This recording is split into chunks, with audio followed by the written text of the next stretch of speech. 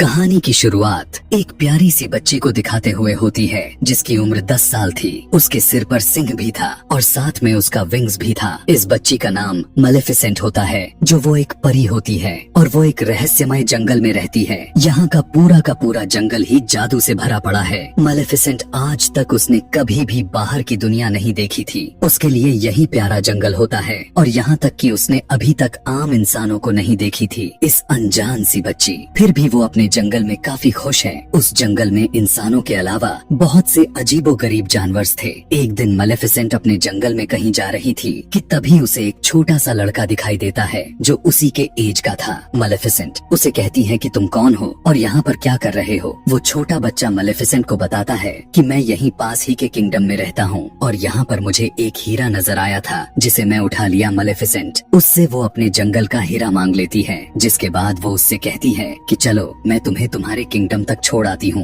तब वो लड़का कहता है कि ठीक है, मैं चला तो जाता हूँ, लेकिन क्या तुम मुझसे दोस्ती करोगी? और अगर मैं दोबारा इस जंगल में आया तो क्या हम खेल सकते हैं? तब मलेफिसेंट कहती है कि यह जादुई जंगल है, इसलिए तुम्हारा यहाँ पर आना ठीक तो नहीं है, लेकिन इस बात के लिए सोचेंगे। अब जाने से पहले दोनों हैंडशेक करते हैं। तब मलेफिसेंट को कुछ करंट जैसा लगता है, वो इसलिए क्योंकि उस लड़के के पहने गए लोहे के रिंग से लगा था। मलेफिसेंट उसे बताती है कि लोहा परियों को जला देता है, तो आइंदा अगली बार आना तो इसे पहन कर मत आना। इसके बाद वो लड़का अपने किंगडम में वापस चला जाता है, लेकिन जो किंगडम से वो बच्चा आया था वो किंगडम इस किंगडम पर कब्जा करना चाहता था और इस लड़के के माता पिता भी जिंदा नहीं थे। लेकिन इसी के साथ इन दोनों में काफी अच्छी दोस्ती हो गई थी और इन दोनों को ऐसा फील ही नहीं होता कि ये दोनों एक दूसरे दुश्मन किंगडम से हैं। ये दोनों एक साथ खेलते रहे और इसी के तरह कई साल गुजर जाते हैं। वो लड़का हर रोज यहाँ आता और दोनों साथ में मिलकर खेलते रहते और इसी के साथ काफी दिन गुजर जाते हैं और दोनों 16 साल के हो गए थे और एक दूसरे को पसंद करने लगे थे। मलेफिसेंट को लगता था कि इंसान परियों के दुश्मन नहीं है, वो बहुत अच्छे होते हैं। उसे ये भी नहीं पता था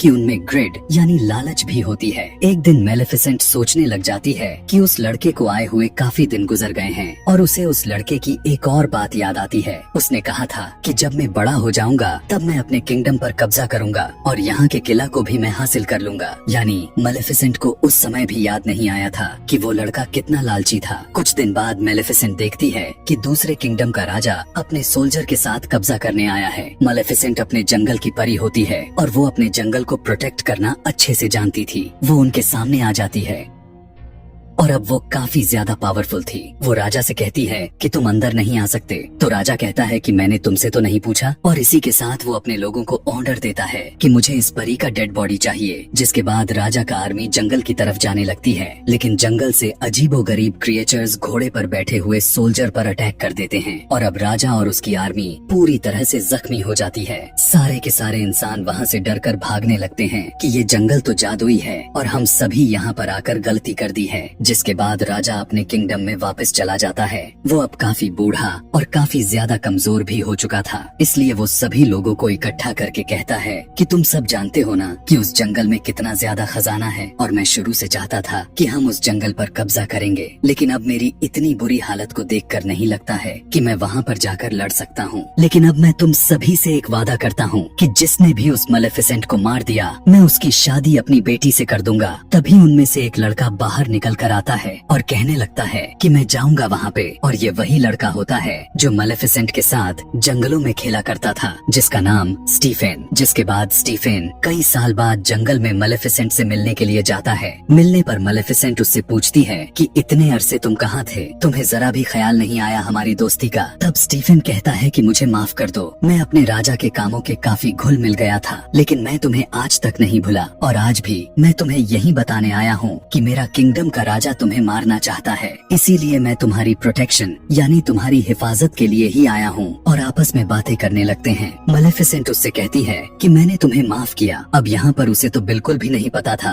कि इंसान किस कदर बुरे होते हैं और यह कहते हुए वो उस पर यकीन कर लेती है। लेकिन स्टीफेन बहुत ज्यादा लालची इंसान था। वो उसे नशे की दवाई पिला देता है पानी में और पीते ही वो एकदम से बेहोश हो जाती है। जिसके बाद स्टीफेन अपने चाकू से उसे मारने की कोशिश करता है, लेकिन वो इसमें नाकाम बेकाम रह जाता है। अगली सुबह जब मेलेफिसेंट आंखें खोलती हैं, तो वो देखती है कि उसके तो पर ही नहीं होते, उसके पीठ पर काफी ज्यादा जख्म होता है। उसे यह देखकर अपने आंखों पर यकीन ही नहीं हो रहा था और वो दर्द से चिल्लाने लगती है, क्योंकि अब वो पहले जैसा परी नहीं रही। दूसरी तरफ हम देखते हैं कि स्टीफन मेलेफिसेंट का पर लेकर उसी राजा के पास जाता है और कहता है कि मैंने किया हुआ वादा पूरा कर दिया। इस काम से राजा काफी खुश हो जाता है और वो उसे इस किंगडम का राजा बना देते हैं। दूसरी तरफ जंगल में हमें मेलेफिसेंट दिखाई जाती है, जो कि काफी उदास थी, क्योंकि अब वो उड़ नहीं सकती थी। वो एक जंगल में जा रही होती है, तब वो देखती है कि एक शिकारी एक कौवे को मारने वाला था। उसे यह देखकर रहा नहीं जाता, इसलिए वो फौरन उस कौवे को इंसान बना देती है। वो शिकारी डर कर वहाँ से भाग जाता है।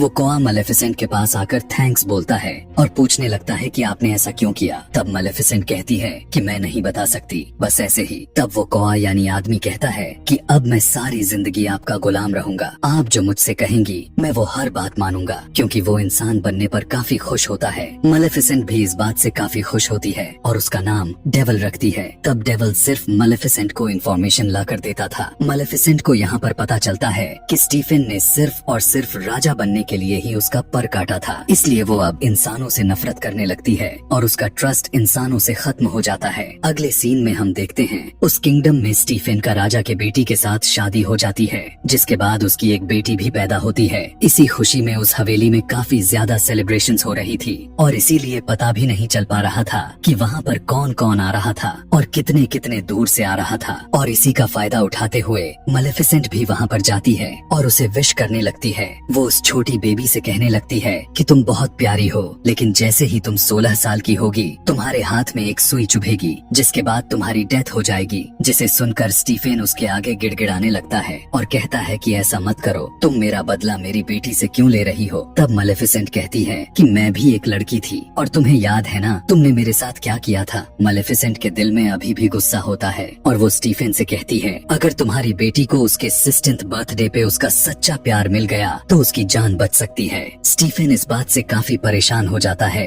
और फौरन 3 छोटी छोटी सी परियों को बुलाता है और कहता है कि मेरी बेटी को यहाँ से कहीं दूर लेकर चली जाओ और जब तक ये 16 साल की नहीं हो जाती इसे यहाँ पर मत लेकर आना, वरना इसके दिए गए श्राप सच हो जाएगा। जिसके बाद वो अपने आर्मी को लेकर जंगल पर अटैक करने के लिए निकल जाता है, क्योंकि जंगल पे अब पूरी तरह से कब्जा करना चाहता था। लेकिन यहाँ पर मेलेफिसेंट ने अपने पावर से पहले से जंगल के बाउंड्रीज को कवर कर दिया था और अब कोई भी इंसान उस जंगल में नहीं आ सकता था। आगे हम देखते हैं उस प्रिंसेस को जिसका नाम अरोरा था, जो स्टीफन की बेटी भी होती है। वो तीनों परियां उसे लेकर बहुत दूर चली जाती हैं, लेकिन मेलेफिसेंट को पता था कि आखिर वो कहाँ पर है। जब वो उसके पास जाकर उसे डराने की कोशिश करती है, लेकिन वो छोटी बच्ची रोने की जगह हंसने लगती है। उसे ऐसा करते हुए देखकर उसे काफी अच्छा लगने लगता है। वो पिघलने लगती है क्योंकि मेलेफिसेंट एक अच्छी परी थी।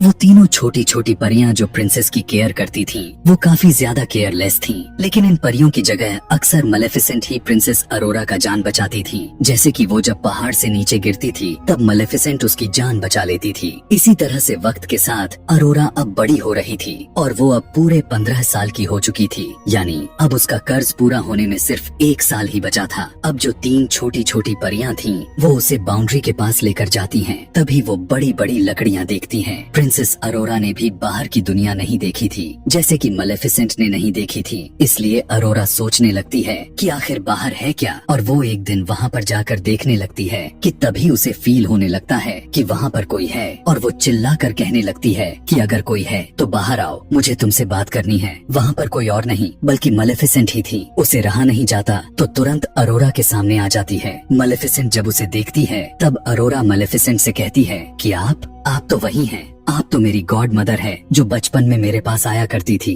और मेरा ख्याल रखती हैं, लेकिन कभी मेरे सामने क्यों नहीं आई। मैं आपको पहचानती हूँ और मुझे आपके साथ में वो कौवा भी बहुत अच्छा लगता है। मेलेफिसेंट को उसकी बातें सुनकर उसके चेहरे पर मुस्कान से भर जाते हैं, क्योंकि वो बहुत अच्छी परी जो थी और अब वो अरोरा से प्यार करने लगती है और अब वो नहीं चाहती थी कि जो मैंने उसे श्राप दिया था उसे वो लग जाए। वो दोनों एक साथ रहने लगी थी, दोनों एक माँ बेटी की तरह साथ में रहती और एक दूसरे का ख्याल रखती। एक दिन जब प्रिंसेस अरोरा सो रही थी तब मेलेफिसेंट उसके पास आकर अपने श्राप को वापस लेने की कोशिश करती है, लेकिन अब उसे पता चलता है कि इतने सालों पहले के दिए गए श्राप अब उसे वापस नहीं किया जा सकता। और इसी बात को लेकर मेलेफिसेंट काफी परेशान भी थी, क्योंकि उसका 16वां बर्थडे आने ही वाला था। इसलिए अब वो दुआ करने लगती है कि जल्द ही इसे इसका सच्चा प्यार मिल जाए, ताकि उसकी यह कर्ज रिवर्स हो जाए। सुबह में हम देखते हैं कि जंगल में मेलेफिसेंट और अरोरा दोनों बातें कर रही होती हैं। प्रिंसेस अरोरा मेलेफिसेंट से पूछती है कि आपके पर कहाँ गए? यहाँ पर सारी परियों के पर होते हैं, लेकिन आपकी तो नहीं है। उसकी बात सुनकर मेलेफिसेंट कहती है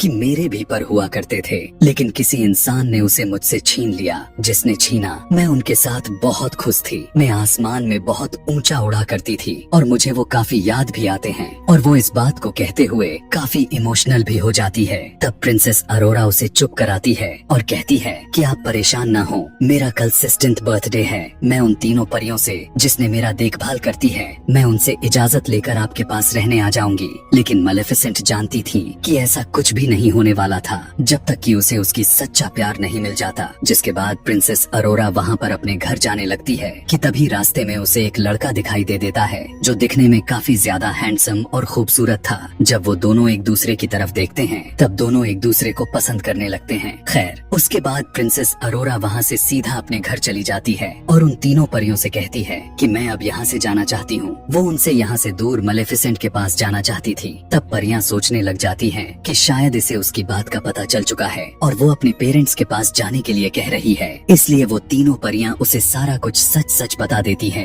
कि आखिर उसके साथ क्या हुआ था। और यह भी कहती हैं कि एक मेलेफिसेंट नाम की एक परी है जो तुम्हारी जान लेना चाहती है। इस बात को सुनकर अरोरा को उसकी बातों पर यकीन नहीं आता। वो काफी उदास होकर मेलेफिसेंट के पास जाती है और उससे कहती है कि क्या जो मैं सुना वो सारा कुछ सच है? तब मेलेफिसेंट उससे कहती है कि हाँ, यह सब सच है। मैंने तुम्हें श्राप दिया था, लेकिन अब मेरा दिल बदल चुका है। यह सब मैंने तुम्हारे फादर की वजह से किया था। मैं भी अब नहीं चाहती कि तुम मर जाओ। मैं तुमसे बहुत प्यार करती हूँ। लेकिन प्रिंसेस अरोरा काफी ज्यादा हर्ट हो जाती है और वहाँ से चली जाती है। वो सीधा अपने फादर यानी स्टीफन के गले में लग जाती है और रोते हुए अरोरा अपने डैड से कहती है कि मैंने आप लोगों को बहुत मिस किया। मुझे लगता था कि शायद मैं अकेली हूँ, लेकिन यहाँ अब स्टीफन को उन तीनों परियों पर काफी ज्यादा गुस्सा आता है और वो कहता है कि तुमसे मैंने कहा था कि इसे उसके 16th बर्थडे के एक दिन बाद लेकर आना था, तो एक दिन पहले क्यों लेकर चले आए? और उसका कर्ज पूरा भी होने वाला था। और वो अपने आर्मी से कहता है कि उसे एक कमरे में बंद कर दो, जहाँ पर उसके पास कोई भी ना जा पाए। लेकिन वो राजा कर्ज को यानी उस श्राप को रोक थोड़ी सकता था। और अब जैसे ही प्रिंसेस अरोरा का 16th बर्थडे आता है, तो कर्ज के असर में प्रिंसेस अरोरा खुद वहाँ पर चली जाती है, जहाँ पर स्पिनिंग व्हील्स पड़े होते हैं और उन पर सुइयां लगी होती हैं। वो कर्ज की वजह से उस सुई को टच कर लेती है और अचानक से बेहोश होकर गहरी नींद में चली जाती है। राजा बहुत ज्यादा परेशान होकर रोने लगता है, क्योंकि अब उसकी बेटी गहरी नींद में जो थी और अब वो कभी भी उठने वाली नहीं थी। अगले सीन में हम मेलेफिसेंट को देखते हैं, जो अरोरा की बात को लेकर काफी दुखी थी और वो उसी लड़के को अपने पास बुलाती है जो उस दिन प्रिंसेस अरोरा को रास्ते में मिला था। मेलेफिसेंट को लगता है कि हो सकता है कि शायद ये दोनों एक दूसरे को पसंद करने लगे हों, और अगर यह लड़का प्रिंसेस अरोरा को मिल जाए तो शायद प्रिंसेस अरोरा नींद से उठ जाए। इसलिए वो मेलेफिसेंट उस लड़के को बेहोश करके उस जगह पर लेकर जाती है जहाँ पर प्रिंसेस अरोरा गहरी नींद में सो रही थी। अब यहाँ पर जो छोटी छोटी परियां स्टीफन राजा के पास आकर कहती हैं कि आप प्रिंसेस अरोरा के माथे पर किस करें, शायद इससे वो जाग जाए। आप तो उसके पिता हैं और आप भी तो उससे प्यार करते हैं, या हो सकता है आप ही उसका सच्चा प्यार हो। तब स्टीफन गुस्से में आकर उन तीनों परियों से कहता है कि नहीं, मैं कभी भी किसी का सच्चा प्यार तो बिल्कुल नहीं हो सकता। मैंने ही मेलेफिसेंट को धोखा दिया और वही वजह है जो यह सब मेरी बेटी के साथ हो रहा है। और अब जब मेलेफिसेंट लड़के को लेकर यहाँ पर आती है, तब वो लड़का वो उसके पास जाकर उसे देखने लगता है। तब भी प्रिंसेस अरोरा नहीं जागती। मेलेफिसेंट को पता चल जाता है कि यह उसका ट्रू लव तो नहीं है और वो इस बात को लेकर काफी ज्यादा रोने लग जाती है और उसे अपनी गलतियों का एहसास होने लगा था और उससे कहती है कि मैं तुम्हें बहुत याद करूंगी, मैं तुम्हारी स्माइल को काफी मिस करूंगी। यह कहते हुए मेलेफिसेंट उसके माथे पर किस करती है और वहाँ से जाने लगती है। लेकिन तभी उसके पीछे से आवाज आती है, आप कहाँ जा रही हो? और यह आवाज प्रिंसेस अरोरा की होती है। उसका सच्चा प्यार कोई और नहीं बल्कि मेलेफिसेंट मेलेफिसेंट ही थी, क्योंकि वो उसे दिल से प्यार करती थी। प्रिंसेस अरोरा मेलेफिसेंट से कहती है कि मैं आपके साथ जंगल में चलूंगी। तब मेलेफिसेंट उसे अपने साथ लेकर जाने लगती है कि तभी स्टीफेन के लोग उस पर जाल डाल देते हैं। वो लोहे का जाल होता है जो कि परियों को जला सकता था। यहाँ पर सभी सोल्जर मिलकर मेलेफिसेंट को काफी बुरी तरह से मारने लगते हैं। गुस्से में आकर मेलेफिसेंट अपने कौवे को ड्रैगन बना देती है और वो कौवा ड्रैगन बनते ही अपने मुंह से आग निकालने लगता है और सभी सोल्जर को जलाकर राख कर देता है, जिसके बाद मेलेफिसेंट आजाद हो जाती है। लेकिन तभी वहाँ पर किंग स्टीफेन अपने लोगों के साथ आ जाता है और उसने अपने शरीर पर लोहे की शील्ड पहनी होती है ताकि वो हमेशा के लिए मेलेफिसेंट को जान से मार दे। यहाँ दूसरी तरफ प्रिंसेस अरोरा को मेलेफिसेंट का कटा हुआ पर नजर आ जाते हैं और वो पर अब मूव करने लगता है। ऐसा लग रहा था उसे भी पता चल गया है कि मेलेफिसेंट यानी उसकी मालिक उसके पास आई हैं, जिसके बाद प्रिंसेस अरोरा उस पर को आजाद कर देती है और वो पर तुरंत जाकर मेलेफिसेंट के पीछे लग जाता है। मेलेफिसेंट अब तैयार थी उड़ने के लिए और वो स्टीफेन को अपने साथ उड़ाकर आसमान में लेकर जाती है। स्टीफेन उस पर अटैक करने लगता है, जिससे दोनों ही नीचे गिरने लगते हैं और स्टीफेन ने मेलेफिसेंट के पर को पकड़ा होता है ताकि वो उड़ ना सके। लेकिन जैसे ही वो दोनों जमीन पर गिरने वाले होते हैं, मेलेफिसेंट अपने पर को खोल लेती है और उड़ जाती है। लेकिन इस वजह से स्टीफेन जमीन पर गिरकर मर जाता है। यानी अब ये लालची आदमी इस दुनिया में नहीं रहा। अगली सुबह में हम देखते हैं कि मेलेफिसेंट उन सभी बाउंड्रीज को हटा देती है जो उसने जंगल को घेरा हुआ था। वहाँ पर अब दोबारा से फूल खिलने लगते हैं और उस जंगल के सभी लोग मजे से रहने लगते हैं। जिसके बाद मेलेफिसेंट प्रिंसेस अरोरा से कहती है कि आज से तुम इस जंगल की रानी हो। इस तरह से